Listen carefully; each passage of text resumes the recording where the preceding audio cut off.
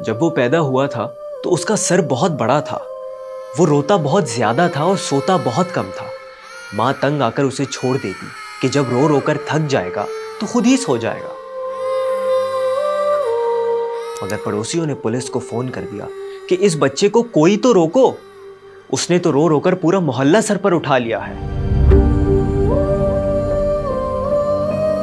जब वो स्कूल पहुंचा तो दूसरी ग्रेड तक हर टीचर का कहना था कि ये बच्चा ज़हनी माजूर है। कितना ही चीखते चिल्लाते रहो, ना सुनता है ना तवज्जो देता है।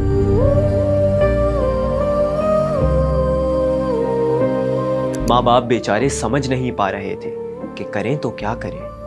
वो खुद बताता है, बचपन में मेरा मामूल था, जब भी मैं किसी चीज़ के बारे में ज़्यादा सोचने लगता तो मेरे तमाम सेंसेस काम करना बंद कर देते थे। मुझे किसी की आवाज़ नहीं आती थी, मैं अपने ही ख्याल में गुम हो जाता था। इन्हीं ख्यालों और ख्वाबों में वो ज़रा बड़ा हो गया और फिर अपने घर के लॉन से रॉकेट उड़ाने लगा। जी हाँ, वो अपने फारिग वक्त में छोटे छोटे रॉकेट बनाता और मुख्तलिफ मिक्सचर्स पर एक्सपेरिमेंट करता और देखता कि किस मिक्सचर से बड़ा धमाका होता है। और फिर दुनिया ने देखा, लॉन से छोटे छोटे रॉकेट उड़ाने वाले का बनाया गया एक रॉकेट धुआं छोड़ता आसमान को चीरता जा रहा था। उसके खिलाई मिशन की कामयाब लॉन्चिंग हुई और इसका बनाया गया फैल्कन हैवी रॉकेट एरोस्पेस की दुनिया का बहुत बड़ा और अहम माइलस्टोन बना, क्योंकि ये दुनिया का सबसे ताकतवर रॉकेट था।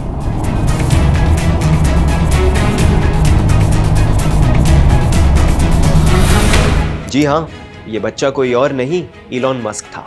बड़े ख्वाबों का आदमी, वो जिसने दौलत और शोहरत में सबको पीछे छोड़ दिया।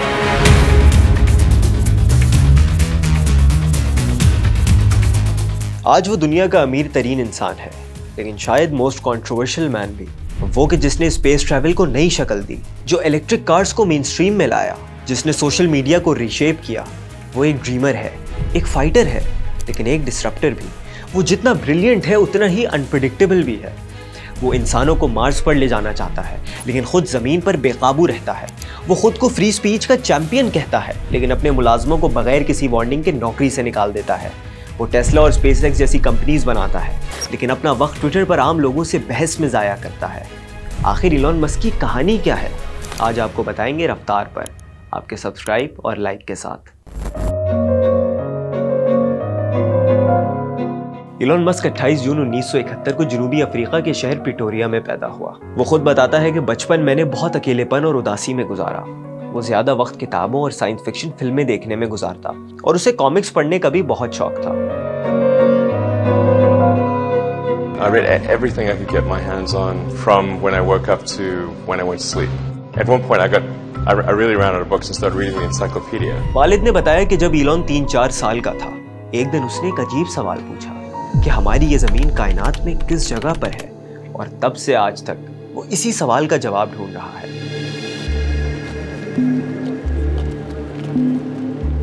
लेकिन यहां तक पहुंचने का सफर आसान बिल्कुल नहीं था।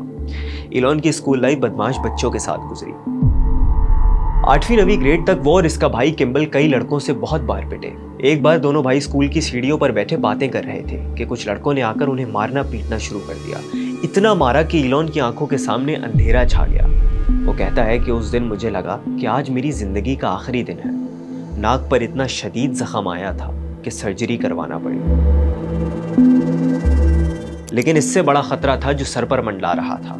वो था वालिदैन के बिगड़ते हुए ताल्लुकात। अभी इलॉन 8 साल का ही था कि बाप और माँ में अलहदगी हो गई। एक बच्चे के लिए इससे बड़ा सदमा कोई और नहीं हो सकता।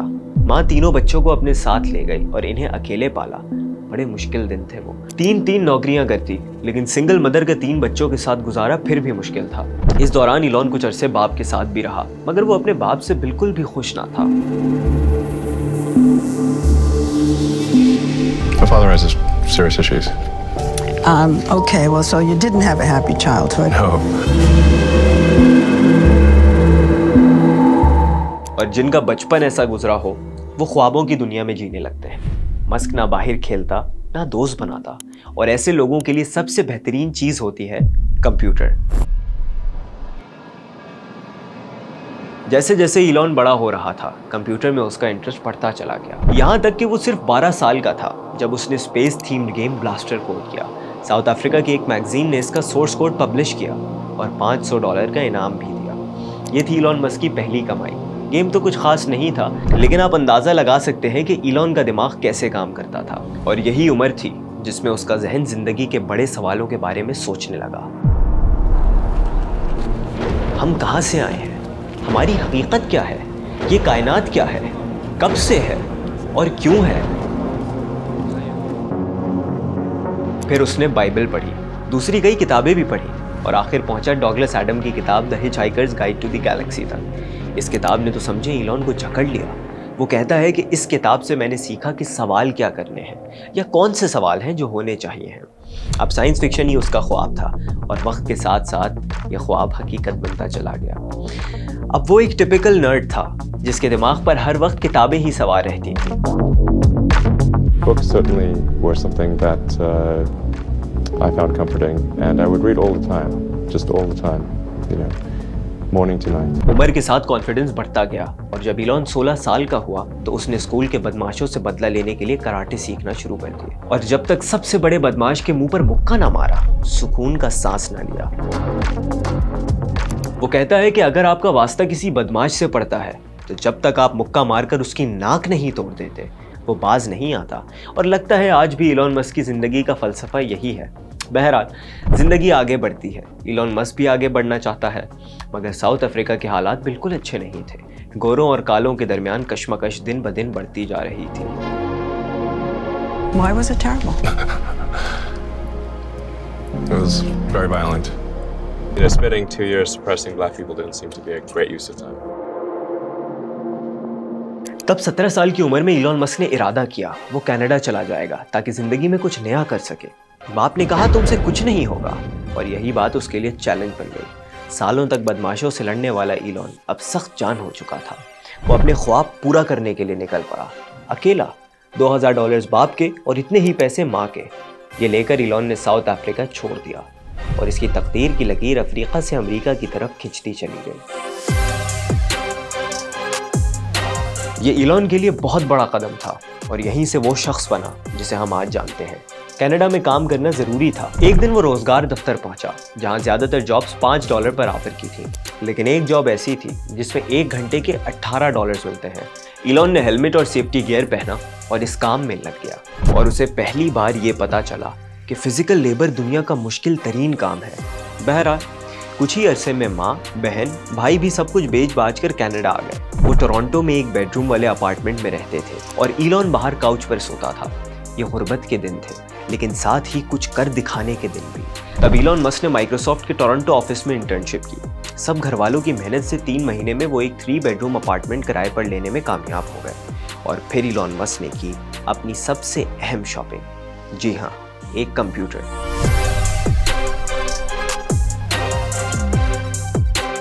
साउथ अफ्रीका की तरह यहाँ कनाडा में भी ना इसका कोई दोस्त था और ना ही कोई सोशल लाइफ। वो ज्यादातर वक्त या तो पढ़ने में गुजारता या फिर कंप्यूटर पर काम करने में। अब इलॉन को सोशल लाइफ की बहुत जरूरत थी और शायद इसीलिए उसने क्वींस यूनिवर्सिटी को चुन लिया, जहाँ पहले ही दिन उसकी मुलाकात हुई नवीद फारूक से, जो बना उसका पहला और सच्चा दोस्त। नवीद एक पाकिस्तानी कैनेडियन था, बाप पाकिस्तानी, माँ कैनेडियन।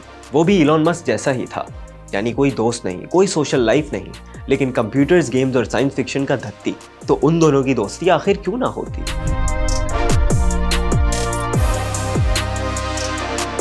क्वींस यूनिवर्सिटी में इलॉन ने बिजनेस, इकोनॉमिक्स, कंप्यूटर प्रोग्रामिंग और न जाने क्या क्या पढ़ा। फिर वो यूनिवर्सिटी ऑफ पेंसिल्वेनिया चला गया। लेकिन असल बात ये थी कि इसकी रियल एजुकेशन थी इंटरनेट। ये 90 की दहाई थी, .com बबल बन रहा था। तब इलॉन ने अपने भाई किम्बल के साथ मिलकर एक कंपनी बनाई, नाम रखा Zip2। ये एक सिटी गाइड सॉफ्टवेयर कंपनी थी जिसे बाद में दोनों भाइयों ने कॉम्पैक्ट को $307 मिलियन में बेचा। जी हाँ, ये जनवरी 1999 था जब 27 साल के इलॉन मस्क को कंपनी में 7% मिल्कियत की वजह से $22 मिलियन मिले। जब चेक मिला तो वो हैरान रह गया। उसका बैंक अकाउंट अचानक $5000 से $22 मिलियन प्लस तक पहुंच गया था। ये थी उसकी जिंदगी की पहली बड़ी कमाई। और दोनों भाइयों ने इसमें से $3 लाख बाप को दिए और $10 लाख माँ को। और यहाँ इलॉन ने $1 मिलियन लगाए अपनी नई कार पर, मैक्लेरन F1, अपने वक्त की बेहतरीन sports car. I expect to receive a car that I've just bought, which is called McLaren F1. सिर्फ 3 साल पहले जो फर्श पर सोता था, अब महंगी तरीन स्पोर्ट्स कार में उड़ता फिर रहा था।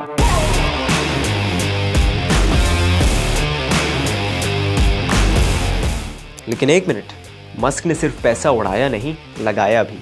1999 में उसने एक ऑनलाइन पेमेंट कंपनी बनाई जिसका नाम रखा पेपाल। ये कंपनी तो बाद में $1.5 बिलियन में बिकी और मस्क को यहाँ से मिले $165 मिलियन। वो अब ऑफिशियली अमीर था, बहुत अमीर, लेकिन वो अब भी सेटिस्फाइड नहीं था। उसे अब कुछ और बड़ा करना था, और ऐसा करने के लिए आपकी ज़िंदगी में कोई होना चाहिए। जी हाँ, यहाँ इलॉन की लाइफ में एक रोमांटिक मोड़ आता है, और इस मोड़ से उसकी ज़िंदगी में दाखिल होती है जस्टिन विल्सन।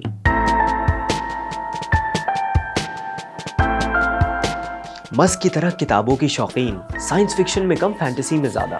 उसकी मुस्कुराहट ऐसी थी जैसे किसी रोमांटिक नॉवेल का कैरेक्टर हो।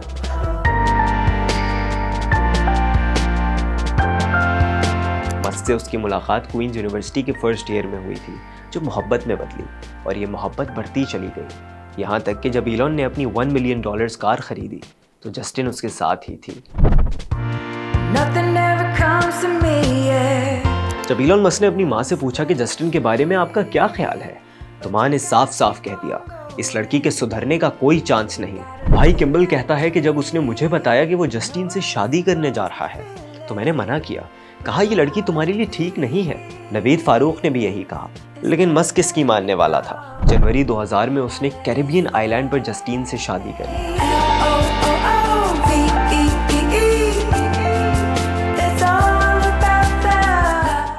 और 31 साल की उम्र आने तक इलॉन मस्क इस मुकाम पर पहुंच गया था जहां वो आसानी से रिटायरमेंट ले सकता था और बाकी जिंदगी अय्याशी से गुजार सकता था।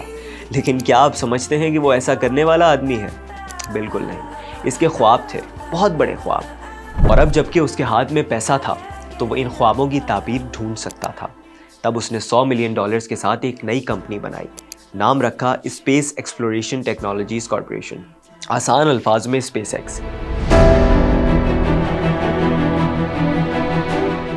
एक ऐसी कंपनी जो स्पेस टेक्नोलॉजी में एक इनकलाब ले आई और इलॉन मस्क के इस ख्वाब को ताबीर दे सकती है कि ऐसा स्पेसक्राफ्ट हो जो इंसानों को मार्स तक ले जाए।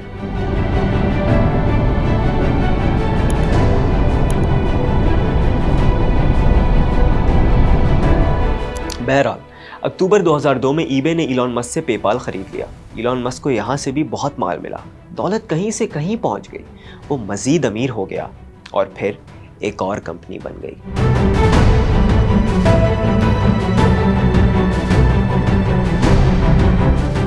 – 2003 में इंजीनियर्स मार्टिन एबरहार्ट और मार्क टार्पेनिंग ने टेस्ला मोटर्स की बुनियाद रखी थी और 2004 में इलॉन मस्क भी इस प्रोजेक्ट में शामिल हुआ। टेस्ला मोटर्स का नाम टेस्ला इनकॉर्पोरेशन हो गया। मस्क ने $70 मिलियन लागत से टेस्ला की पहली इलेक्ट्रिक कार डिज़ाइन की। सिर्फ 5 साल में महंगी तरीन स्पोर्ट्स कार खरीदने से अपनी इलेक्ट्रिक कार डिज़ाइन करने तक मस्क का ये सफ़र हैरत अंगेज था और इसकी हाई रिस्क मूव्स देखकर सब हैरान थे। तभी वो कहता था कि मैं या तो मल्टी बिलियनियर बनूंगा या कलाश हो जाऊंगा, बीच का कोई रास्ता कबूल नहीं। Offer me money. Offer me power. I don't care. और वो गलत नहीं था। 2008 तक स्पेसएक्स की 3 लॉन्च नाकाम हो चुके थे। टेस्ला बस पैसा खाए जा रहा था। टेस्ला, सोलर सिटी और इलॉन मस्क खुद सब दिवालिया होने के करीब थे और जो कमी रह गई थी वो पर्सनल लाइफ में पूरी हो गई। जस्टिन के साथ ताल्लुक भी खत्म हुआ, दोनों के रास्ते अलग हो गए। जिंदगी अब एक दोराहे पर खड़ी थी। मस्क कहता है कि इसे डरावने ख्वाब आते थे, वो हड़बड़ाकर उठ जाता था, चीखता था और चिल्लाता था स्ट्रेस की वजह से। लेकिन फिर उसी साल पहली खुशखबरी आ गई। 28 सितंबर 2008 को चौथी अटेम्प्ट में स्पेसएक्स ने कामयाब लॉन्चिंग कर डाली। वो ऑर्बिट में पहुंचने वाली पहली प्राइवेट कंपनी बन गई और यहाँ मस्क ने जिंदगी का सबसे बड़ा फैसला किया।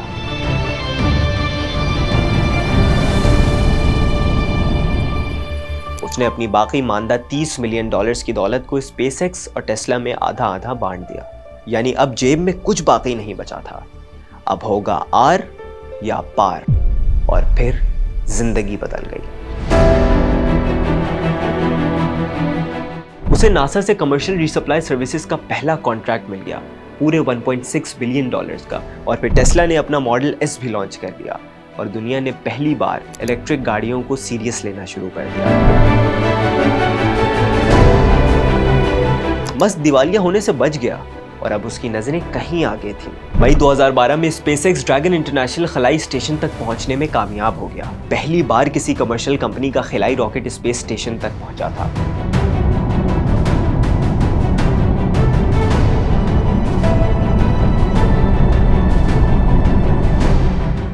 फिर सितंबर 2014 में टेस्ला ने पहली ऑटो पायलट कार भी मुतारिफ करवा दी। ये भी किसी इनकलाब से कम नहीं था। एक car automatic steering, speed limit और ऑटोमेटेड ब्रेक सिस्टम से चल रही थी। ये इलॉन मस्क का बहुत पुराना ख्वाब था जो हकीकत बन चुका था। उसे यकीन है कि इस कार में इस्तेमाल होने वाला सॉफ्टवेयर किसी इंसानी मदद के बगैर ऑपरेट करने का अहल है। और फिर 2016 आ गया जिसमें स्पेसएक्स ने वो कर दिखाया जो आज तक कोई नहीं कर पाया था। कई नाकाम कोशिशों के बाद फैल्कन 9 रॉकेट इस्तेमाल के बाद वापस लैंड भी कर गया और रीयूजेबल रॉकेट्स का दौर शुरू हो गया। इससे पहले स्पेस रॉकेट्स हमेशा इस्तेमाल के बाद ज़ाया हो जाते थे, मगर इस कामयाब लैंडिंग ने सब बदल दिया था। इलॉन मस्क ने स्पेस ट्रैवल को कहीं सस्ता बना दिया। यूं साउथ अफ्रीका में घर के लॉन से रॉकेट उड़ाने वाला अब वो कर रहा था जो किसी ने कभी ख्वाबों में सोचा होगा।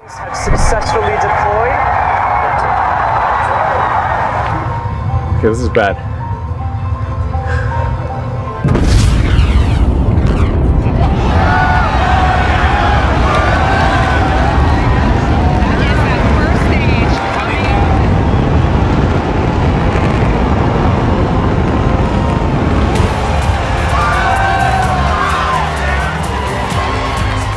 मगर टेक्नोलॉजी की दुनिया में इनकलाब लाने वाला इलॉन मस्क खुश नहीं था। 2016 ऐसा साल था जिसमें उसे जिंदगी का दूसरा गम मिला। उसकी दूसरी शादी भी नाकाम हुई। यही नहीं, उसने कई मोहब्बतें की, लेकिन नफसियाती तौर पर परेशान होने के अलावा इसे कुछ ना मिला। हॉलीवुड एक्ट्रेस एम्बर हर्ड से लेकर ऑस्ट्रेलियन अदाकारा नताशा बासेट तक। यही नहीं, क्लेयर बाउचर के साथ तो इसका ताल्लुक काफ़ी आगे गया, मगर एक एक करके सब अलग हो गए। इंडस्ट्री में वो एक के बाद दूसरा माइलस्टोन पार कर रहा था। टेस्ला एक हफ्ते में 5000 मॉडल 3 कारें बना रहा था। स्पेसएक्स 56 कामयाब मिशंस मुकम्मल कर चुका था। चीन और अमेरिका से भी ज्यादा पेलोड्स ऑर्बिट में भेज रहा था। दुनिया उसके पीछे पीछे इलेक्ट्रिक कार्स रेवोल्यूशन ला रही थी, मगर वो डिप्रेशन में था। अब उसका दिमाग किसी और ही अंदाज में काम कर रहा था। जनवरी 2021 में दुनिया का अमीर तरीन आदमी, $182.9 बिलियन का मालिक, मगर अब वो एक नया मैदान फतह करना चाहता था, सोशल मीडिया का मैदान। और इस कहानी का आगाज हुआ ट्विटर से। इलॉन मस्क ने एक लंबे झगड़े, बहस और तनाज़े के बाद 2022 में ट्विटर खरीद लिया। पहले मस्क ने ट्विटर की बोली $44 बिलियन लगाई, यानी सोशल टेक हिस्ट्री का सबसे बड़ा सौदा। लेकिन 3 महीने बाद पीछे हट गया। ट्विटर ने इसके खिलाफ केस कर दिया। मस्क ने भी जवाबी केस किया। Oh yeah, Twitter. ट्विटर कहानी में कई ट्विस्ट आए। स्टॉक में झटके, मुलाजमीन में बेयकीनी, कंपनी के रेवेन्यू में कमी, बहुत कुछ हुआ और 6 महीने तक ये जंग चलती रही। मस्क के ट्वीट्स ने एक हंगामा मचाया हुआ था। My strong intuitive sense is that having a public platform that is maximally trusted and broadly inclusive is extremely important to the future of civilization. यहाँ तक कि 25 अप्रैल को मस्क ने ट्विटर खरीद लिया। फाइनली अक्टूबर तक सब कुछ फाइनल हो गया और Elon Musk social media world का नया किंग बन गया। वो जिस तरह पहले दिन ट्विटर हेडक्वार्टर में आया, जिस तरह CEO और CFO को नौकरी से निकाला, बल्कि आधी वर्कफोर्स को फारिग कर दिया, इससे 2-3 बातें साबित हो गई। एक तो ये सोशल मीडिया वर्ल्ड में अब खलबली मचेगी, और दूसरी ये कि अब इलॉन मस्क को सियासत में आने से कोई नहीं रोक सकता। Ladies and gentlemen, please welcome to the stage, Mr. Elon Musk.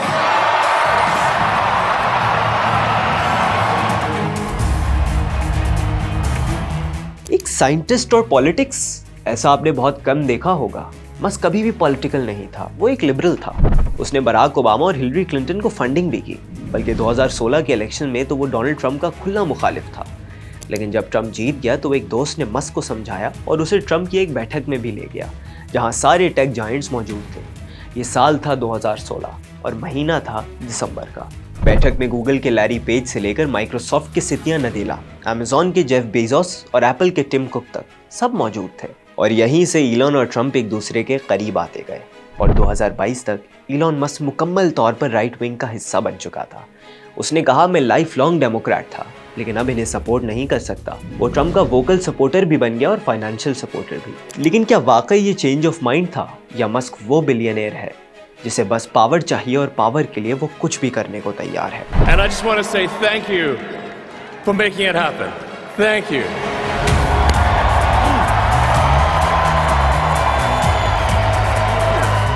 जो भी हो, ट्विटर टेकओवर ने बहुत कुछ बदल दिया, शायद दुनिया भी। साल 2025, मस्क का दोस्त डोनाल्ड ट्रंप एक मर्तबा फिर अमेरिका का सदर है और मस्क इसका एडवाइजर बन चुका है। अब वो टेक ही नहीं, पॉलिटिक्स में भी मेन स्ट्रीम है। लेकिन ट्रंप के कंधों के साथ कांधा मिलाने के बाद अब कई सवालात उठ चुके हैं। क्या वो वाकई एक जीनियस है या एक बेरहम बिजनेसमैन और एक कंट्रोवर्शियल फिगर? और आखिर इलॉन मस्क की लेगेसी क्या है? एक विजनरी जिसने इंसानियत को बचाया या फिर एक पावर हंग्री बिलियनियर? या वो जीनियस जिसने दुनिया तो बदल दी लेकिन खुद को कहीं खो दिया? लेकिन एक मिनट, अभी इलॉन मस्क की कहानी खत्म नहीं हुई। इसमें कभी भी ट्विस्ट आ सकता है और अभी तो इसका वो ख्वाब बाकी है, मार्स पर कब्जा करने का ख्वाब। जब इलॉन ने स्पेसएक्स बनाई थी तब से वो यही चाहता था, इंसानों को एक नहीं कई सैयारों पर रहने वाली मखलूक बनाए। और इसका ख्वाब मार्स पर जाकर बसना ही नहीं, बल्कि वो तो ख्वाहिश करता है कि मौत आए तो वहीं आए। वो 2029 तक इंसानों को मार्स तक पहुंचाना चाहता है।